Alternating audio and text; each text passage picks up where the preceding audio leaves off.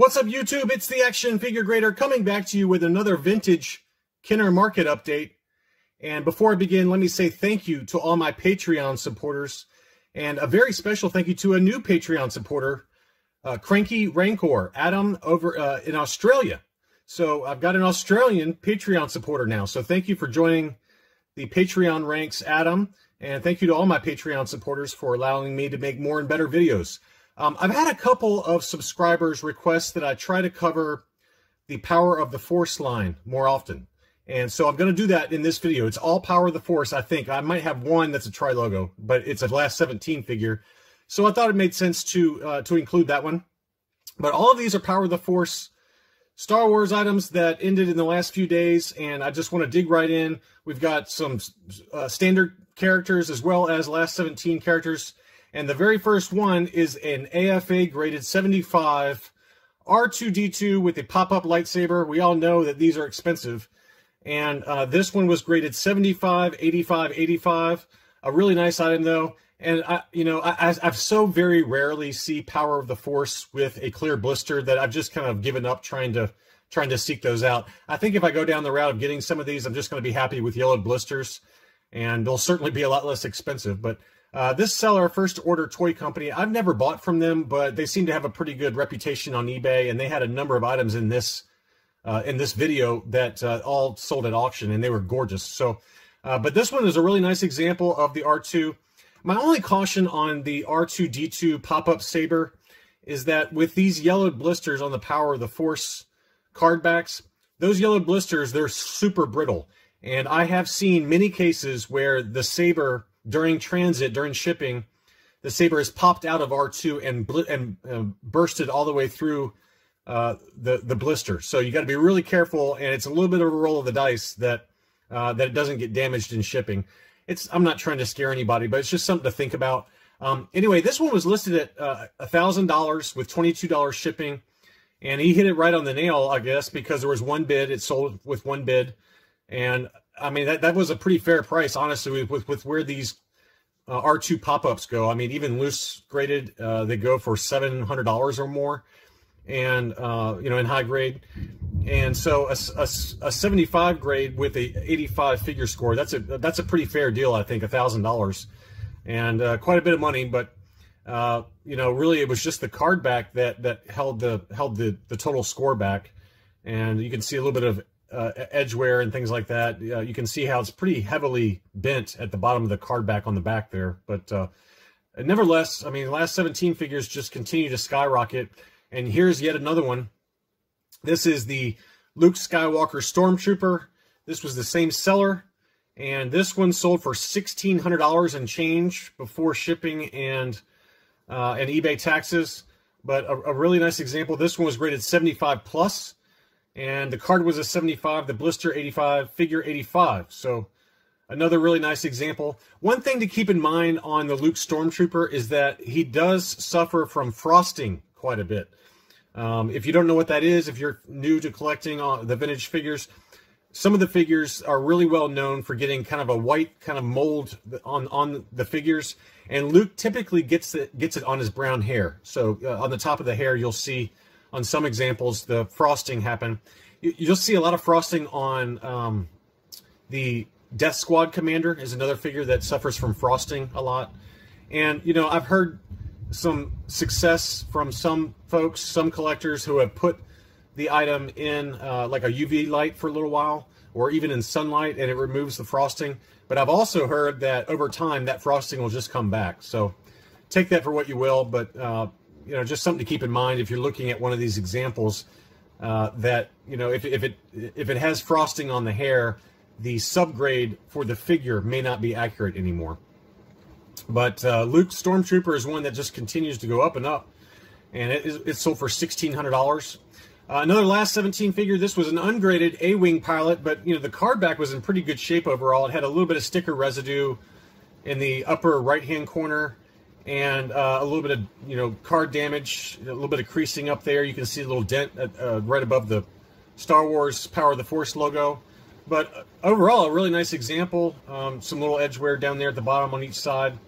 That one sold for $550. I thought that was a pretty good price, honestly. I mean, I see very regularly on Facebook just a loose A-Wing pilot with a weapon sell for $300 or more, $300 to $350 for a near mint or near mint plus loose A-Wing ungraded is pretty standard. So to get one mint on card for $550 is probably about right. But a really cool card back with the A-Wing there.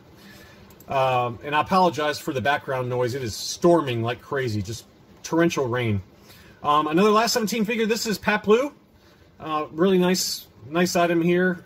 It had a little bit of card damage at the bottom there, as you can see. So it's probably like a 75 grade, maybe a 70 plus overall. That one only sold for $157.50, and I think it's because of that card damage. It had some more creasing there. It's probably a 70, overall.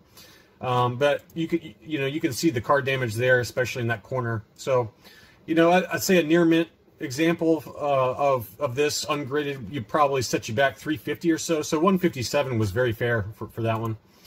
Another interesting one was this Leia in her indoor combat poncho. It did have a little creasing up there in the upper right with the Star Wars, or excuse me, with the Toys R Us sticker. But I love the card image, and the rest of the card looked to be in pretty good shape. But it's probably like a 75, just only because of that creasing. That one sold for $325 with one bid. And one that is gotten more and more expensive, that's the Luke Skywalker X-Wing pilot, X-Wing gear. This one was a very nice example, probably an 80 grade at minimum.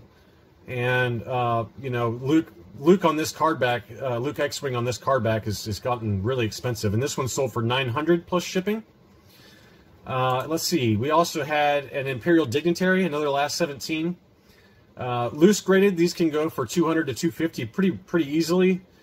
This was probably, if you can get the card to straighten back out again, it's probably like an 80 grade, but another nice example there. That one sold for $325. I thought that was a pretty fair price, just given where they can sometimes go loose graded. This one was a beautiful example. This was a standard Stormtrooper on the Power of the Force card back, and it was graded 80 by AFA. You can see the score there. It was card of an 80, blister 85, figure 80. So beautiful figure, beautiful. And that one was not cheap. That one sold for $12.75. And like I said, I don't have any Power of the Force items in my collection in terms of carded figures, but I've had some requests, and these prices have just continued to go up over the last year, like everything else. And this is an item that I'd say maybe a year ago you could get an 80 or an 85 Power of the Force Darth Vader for around $900 to $1,000. And now this one went for $16.75. This one was an unpunched 85 with AFA. Card was an 80, blister 85, figure 85 with a fairly dark blister. But man, what a gorgeous item. I love that. Love that Vader. And it sold for a big number, 18 bids. Sold just yesterday for $16.75 plus shipping. So that's a big number. Another one that is very, very expensive is the Biker Scout on the Power of the Force card bag. This is one that was not produced in large numbers, and it continues to be very expensive. This one was only graded 60 by Collector Archive Services, but that one sold for $710 plus shipping. I've seen them in very high grade, like 80 and 85. I think an 85 CAS graded sold for $1,800 earlier this year on Facebook. So this one was appropriately discounted, just given that it was a fairly low grade because of the card score. But you can see some pretty heavy creasing there in the upper left-hand corner, as well as across the logo there. So it went all the way across. So even with that low score, it still sold for $710. So it's one of those very expensive ones within the Power of the Force line. There's a few other really expensive ones that were down in Australia. I believe it was Nikto, the Gamorrean Guard, and the AT-AT driver.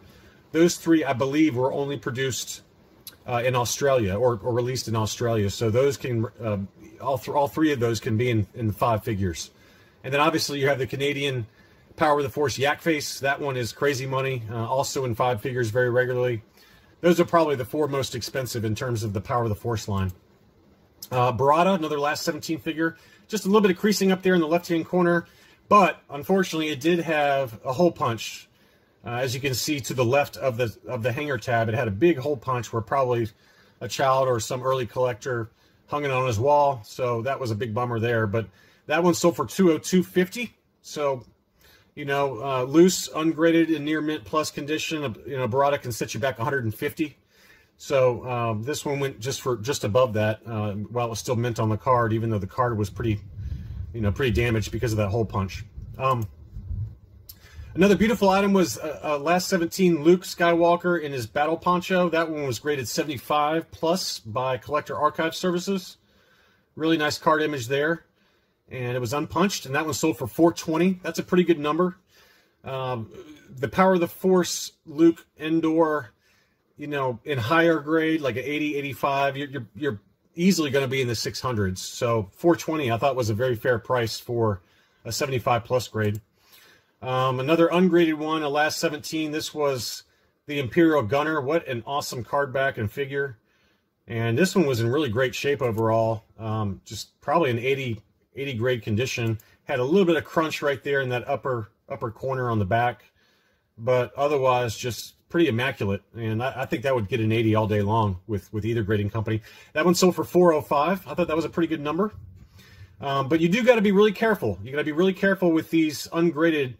Yeah, see, I didn't notice the blister wear. It's got a little bit of blister wear right in here, little dings there. So it probably would maybe be a 70, more like a 75. Graded though, you know, at an 80 or 85, you're probably talking in the high 6s into the 700s for the Imperial Gunner. But what I was going to say is that you got to be really careful though with these yellowed blister Power of the Force, especially ungraded, that the blister is not cracked, because any yellowed blister is going to be much more brittle than one that's clear. So just keep that in mind. This one sold for $505. Probably a little bit better shape. The blister looked to be a little bit better. Had some minor dimpling there at the top, but a little bit better shape. You can see a little ding right there on the top. So it's probably like an 80, 75, 85 type score. The blaster was still taped to the inside, so it'd probably get an 85 for the figure score. But very nice item. That one sold for a little bit more. Obviously, it's probably a little higher grade than the previous one. Another gorgeous one that was the best of the bunch. This was a ObiWan Kenobi in an AFA 90. So it had an archival case, and it did receive a non-yellowed score, but it looks like it might have maybe just a little bit of yellowing since grading, and that's going to happen with any Power of the Force. I mean, to me, I think that if you can find one like this, maybe in a little bit lower grade, that has already been labeled yellowed, but is not like super dark yellow, that's probably the more economical way to go. But this one sold for $865, which was a very fair score. But keep in mind that AFA label is really no longer valid, because it does have some very light yellowing to the blister, but very minor. You can see right there, especially at that angle, that's got some yellowing now. But it's going to happen with all of them. I mean, if you get one that's crystal clear, it's still going to yellow eventually. It's just the way these are. Here was a Warwick, pretty good shape overall, had some kind of edge wear to the card, and otherwise pretty good. It had some creasing around the punch tab. That one sold for $303, so another high number. I mean, Warwick is another one that's really jumped up, even loose graded. You know, really any of the last 17, of course, like I've already talked about. But one thing to look at is, you know, if you look at that around the coin, the Power of the Force coin on this one, it does look like potentially the blister's starting to kind of pull away a little bit. It might just be my imagination there, but it's got some either an air pocket above that seal, between the top seal and the seal around the coin. There's like a kind of a puffed up air pocket there, or it could be pulling away. Who knows? It's just so hard to tell with some of these yellow blisters what's going on behind the scene. One last one that I thought I'd include, since we're talking about last 17 figures. This was an AFA 75 Yak Face. It did have that big sticker on there for the 159, but apparently that was factory applied, according to Jules Burt on his channel, and I didn't know that. I always thought that was added by the retailers afterwards, but apparently that was towards the end of the Palatoy run. They were just going ahead and slapping those stickers on there at the factory, and that's why you see so many of that exact same sticker. Had a little bit of damage around the punch, but it was still unpunched, and a really nice example. It was a 75-75, and it looks like a 90 score. Yeah, 90 score for the figure, so that's a gorgeous item. That one sold for $24.99 plus shipping with one bid, so that was another item from that same seller, and he priced it right on the money. And you know, with where they've been selling on Hakes and elsewhere, I thought that was a pretty good number. So, but anyway, I just was trying to meet the demands of some of the viewers out there who have asked for more Last 17 and more Power of the Force coverage. So hopefully this video will help give you an idea of what prices are like right now for those items. If you're new to the channel, welcome. I hope you'll consider subscribing. Thanks so much for watching, and I'll be back soon.